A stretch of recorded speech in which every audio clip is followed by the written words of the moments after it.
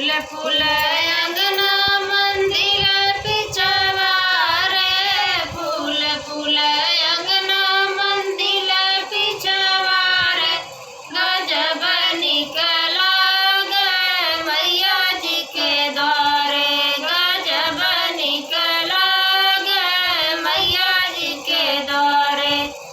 बीच वाली खिड़की से अंधा पुकारे, बीच वाली खिड़की से अंधा पुकारे, नयन जोड़ा मांगे मैया जी के द्वारे, नयन जोड़ा मांगे मैया जी के द्वारे, नयन जोड़ा मांगे मैया जी के द्वारे।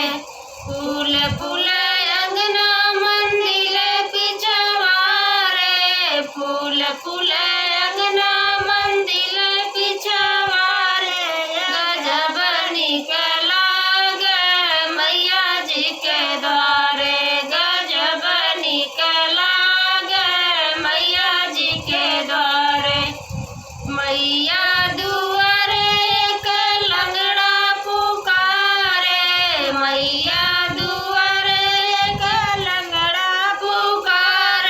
पैर जोड़ा मांगे मैया जी के द्वारे, पैर जोड़ा मांगे मैया जी के द्वारे, गजब निकला गे मैया जी के द्वारे, गजब निकला गे मैया जी के द्वारे।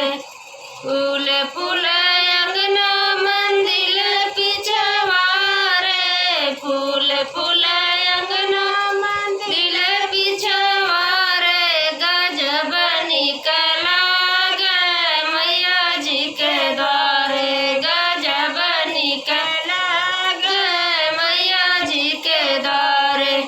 मैया दुआरे एक बाजन पुकारे, मैया दुआरे एक बाजन पुकारे, बालक जोड़ा मांगे मैया जी के द्वारे, बालक जोड़ा मांगे मैया जी के द्वारे, गजब निकला गे मैया जी के द्वारे, गजब निकला गे मैया जी के द्वारे।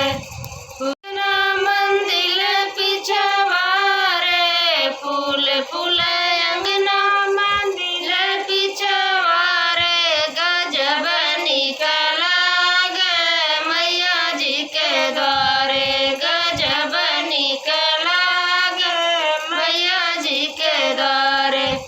मैया